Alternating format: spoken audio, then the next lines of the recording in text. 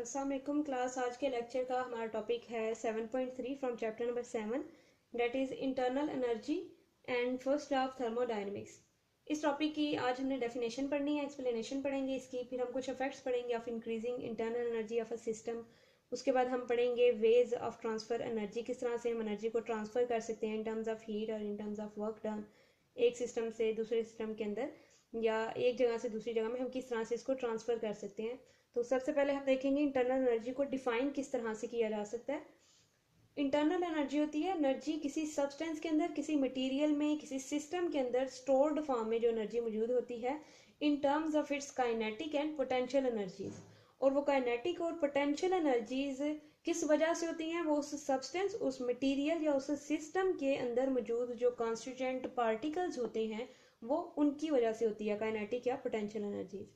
So the energy stored in a substance, किसी substance में जो एनर्जी स्टोर्ड होती है in terms of its kinetic and potential energies by virtue of its constituent particles, यानी कि वो जो काइनेटिक और पोटेंशियल एनर्जीज की हम बात कर रहे हैं जो किसी सब्सटेंस में स्टोर्ड हुई होती हैं, ये वो एनर्जी का मजमुआ होता है और ये एनर्जीज होती हैं उसके कॉन्स्टिट्यूएंट पार्टिकल्स की वजह से। Internal energy is represented by capital E. और अभी हमने क्या कहा कि किसी सिस्टम के अंदर मौजूद जितनी भी पोटेंशियल एनर्जी और जिस भी तरह की जो काइनेटिक एनर्जीज हैं इनका सम होता है। इनको कलेक्टिवली जब हम बयान करते हैं किसी सिस्टम की जो एनर्जी उसके अंदर स्टोर्ड हुई हो तो उसको हम कैसे रिप्रेजेंट करते हैं? E is equals to potential energy plus kinetic energy.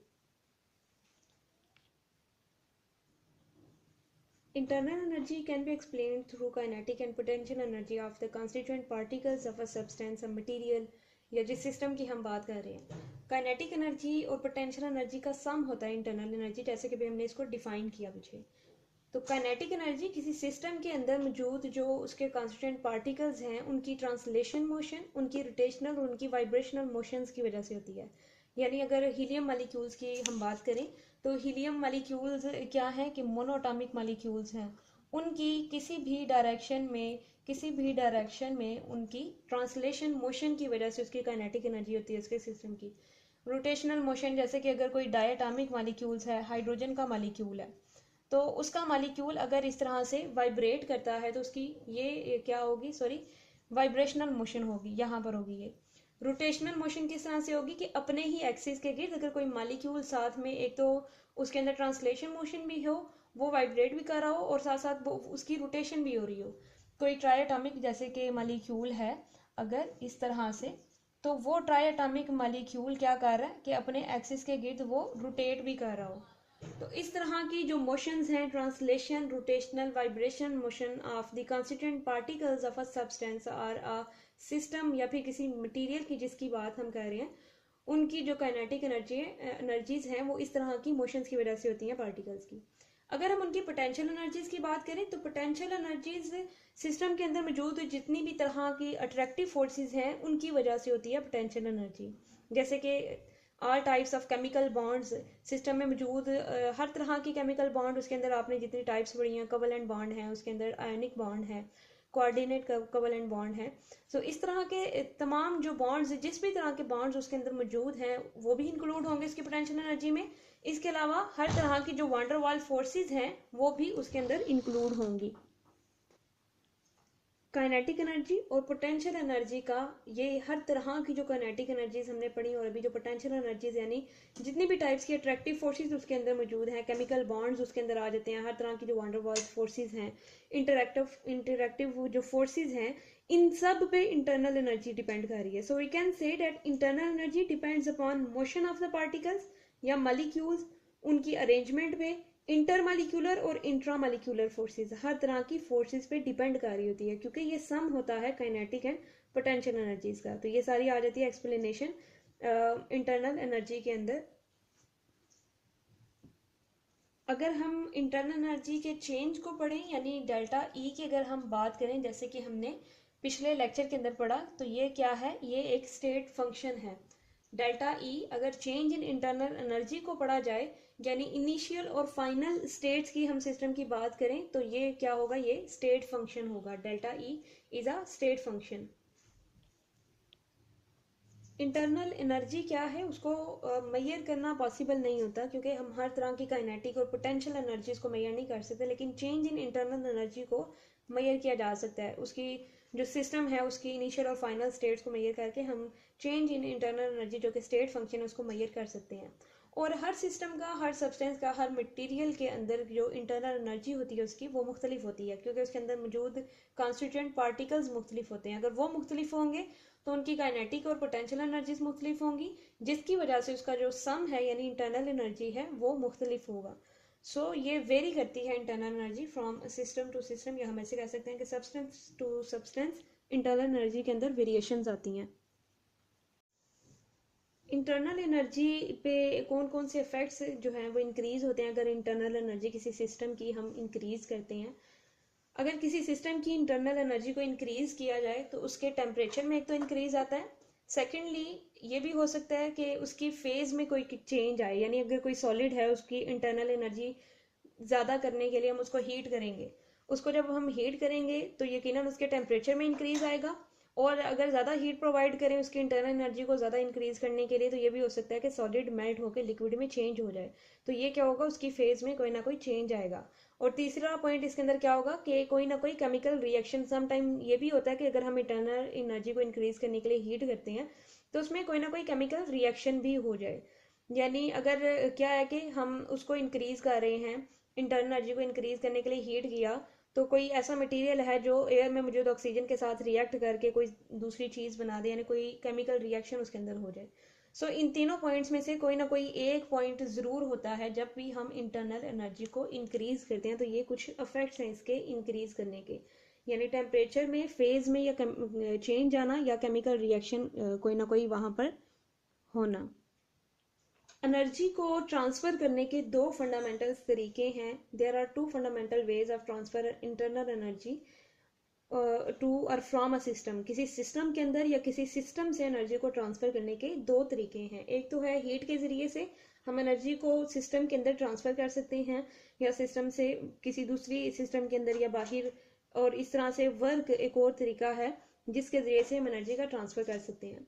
Heat क्या है, हीट ये सिस्टम की प्रॉपर्टी नहीं है, ये इसलिए क्या है, ये स्टेट फंक्शन नहीं है। जैसे कि हमने पीछे लेक्चर्स में बात की थी, पिछले लेक्चर्स के अंदर, कि स्टेट फंक्शंस क्या हैं। तो हीट को हम कैसे डिफाइन कर सकते हैं कि ये क्वांटिटी है एनर्जी की जो फ्लो करती है किसी सिस्टम की बाउंड्रीज के क्रॉस। कोई सिस्टम है तो उसकी बाउंड्रीज के क्रॉस एनर्जी की जो अमाउंट फ्लो करती है, और वो कब फ्लो करती है, जब हम क्या करते हैं कि कोई जो सिस्टम है उसकी स्टेट में चेंज जब ला रहे हों टेम्परेचर को चेंज करने से, तो उस दौरान में जो हीट फ्लो करती है उस सिस्टम की बाउंड्रीज के क्रॉस, उसको हम क्या करते हैं, उस एनर्जी को हीट कहते हैं। और दूसरी चीज़ है यहाँ पर वर्क डन। हीट, पहले अगर हम इसकी बात करें तो हीट क्या होती है कि हीट इवॉल्व भी हो सकती है सिस्टम से, या फिर ये अब्जॉर्ब भी हो सकती है सिस्टम से। और इसके अलावा इसको रिप्रेजेंट किया जाता है स्मॉल क्यू से। हीट को स्मॉल क्यू के साथ रिप्रेजेंट किया जा सकता है, तो सिस्टम में अब्जॉर्ब भी हो सकती है या फिर ये सिस्टम से इवॉल्व भी हो सकती है। हीट अगर सिस्टम के अंदर अब्जॉर्ब हो रही है तो ये हीट की क्वांटिटी क्या होगी, इसके साथ हम पॉजिटिव का साइन शो करते हैं। और अगर ये इवॉल्व हो रही हो, यानी सराउंडिंग में अब्जॉर्ब हो रही हो, या हम ऐसे कह सकते हैं कि सिस्टम से इवॉल्व हो रही हो हीट, तो फिर इसके साथ हम नेगेटिव का साइन शो करते हैं।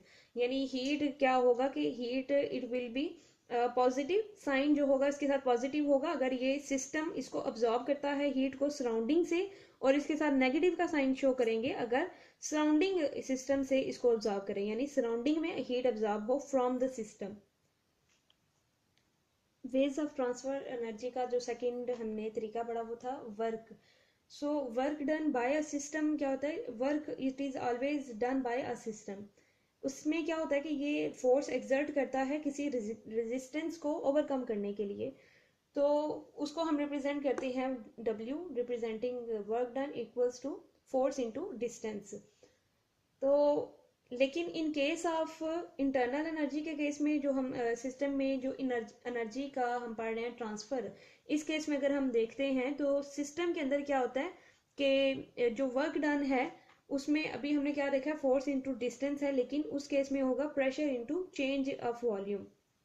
और उसको हम रिप्रेजेंट करते हैं कैपिटल P के साथ, रिप्रेजेंटिंग द प्रेशर, और साथ में मल्टीप्लिकेशन है इसकी डेल्टा V यानी चेंज ऑफ वॉल्यूम। इसमें कोई ना कोई फाइनल वॉल्यूम और कोई ना कोई इनिशियल वॉल्यूम की वैल्यू होगी, यानी जब हम प्रेशर एक्सर्ट करेंगे तो उसका जो इनिशियल वॉल्यूम है वो चेंज होके कोई ना कोई इसका जो फाइनल वॉल्यूम है उसके अंदर आएगा। प्रेशर इंक्रीज करने पे वॉल्यूम डिक्रीज होते हैं, या प्रेशर डिक्रीज करने पे वॉल्यूम के अंदर जो इंक्रीज आता है, तो ये उसकी बात हो रही है, इसलिए यहाँ पर डेल्टा V यूज किया जा रहा है। So in case of this type of system, work done जो होगा it will be equals to pressure and product of pressure and change of volume. और वर्क डन भी क्या है, ये स्टेट फंक्शन नहीं है, जैसे कि हमने हीट के बारे में पढ़ा था वो स्टेट फंक्शन नहीं है। और वर्क डन का जो यूनिट यूज किया जाता है ऐसा यूनिट वो जूल्स है। जैसे हमने फिर हीट के अंदर बताया कि अगर तो जो हीट है वो सिस्टम अब्जॉर्ब करती है फ्रॉम द सराउंडिंग, तो उसके साथ पॉजिटिव साइन शो करते हैं। यहाँ पर वर्क डन अगर सिस्टम, जब when it is done on the system, तो वर्क डन क्या होगा, it will be positive. Work done के साथ पॉजिटिव का साइन शो करेंगे अगर सिस्टम के ऊपर काम किया जाए, और वर्क डन के साथ नेगेटिव का साइन शो करेंगे when it is done by the system. Work done if it is done by the system then negative sign will be shown. इसके अंदर हम पढ़ेंगे कि गैसेस के अंदर क्या होता है कि इन एक्सपेंशन ऑफ गैसेस जो वर्क डन हम एक्सप्रेस करते हैं वो क्या होगा, in terms of pressure and change in volume हम एक्सप्रेस करते हैं ऐसे सिस्टम्स के अंदर। और अगर इस तरह का कोई रिएक्शन है, जैसे यहाँ पर ये आपको एक फ्लास्क नजर आ रही है और उसमें हम कैल्शियम कार्बोनेट लेते हैं और उसका रिएक्शन करवाते हैं हम हाइड्रोजन क्लोराइड के साथ, तो प्रोडक्ट हमारे पास एक तो वाटर फॉर्मेशन होगी, कैल्शियम क्लोराइड बनेगा। ये जो तीसरी चीज इसके अंदर बन रही है कार्बन डाइऑक्साइड गैस जो बन रही है, वो गैस इन पाइप्स में से होती हुई यानी यहाँ से इवॉल्व होगी इस सिस्टम में से। जब वो गैस यहाँ से मूव करेगी तो ये एक जो पाइप लगा हुआ है यहाँ पर साथ में एक पिस्टन लगा हुआ है, मूवेबल पिस्टन।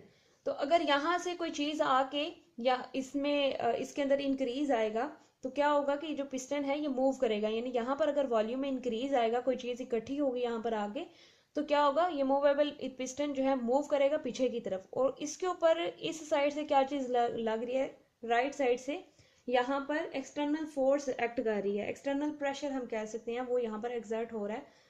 इस रिएक्शन के अंदर जो कार्बन डाइऑक्साइड निकलेगी इन पाइप्स में से होते हुए, पहले यहाँ का जो वॉल्यूम था इस जगह का वो कोई ना कोई इनिशियल वॉल्यूम होगा, उसकी इनिशियल स्टेट यानी V1 होगा। और जब वो गैस मूव करेगी, पिस्टन को बैकवर्ड मूव करेगी यहाँ से, तो इसका वॉल्यूम फॉर एग्जांपल यहाँ तक इंक्रीज हो जाता है। अब ये जो वॉल्यूम होगा, ये वॉल्यूम के अंदर ये सेकंड इसका वॉल्यूम होगा, फाइनल वॉल्यूम V2 में से V1 माइनस करें तो वो क्या होगा, change in volume. So pressure और चेंज इन वॉल्यूम का अगर हम प्रोडक्ट लेंगे it will B work done. और क्योंकि ये सिस्टम के जरिए से काम हो रहा है, इसके ऊपर यहाँ से जो गैस निकली है, एक्सर्ट हुई है, उसने यहाँ पर जाके फोर्स एक्सर्ट की और इसको बैकवर्ड मूव करवाया और वॉल्यूम के अंदर इंक्रीज आया, तो इसलिए ऐसे वर्क डन के साथ हम नेगेटिव का साइन शो करेंगे। लेकिन अगर वर्क डन सिस्टम के ऊपर किया जाए तो फिर उसके साथ पॉजिटिव साइन शो किया जाता है।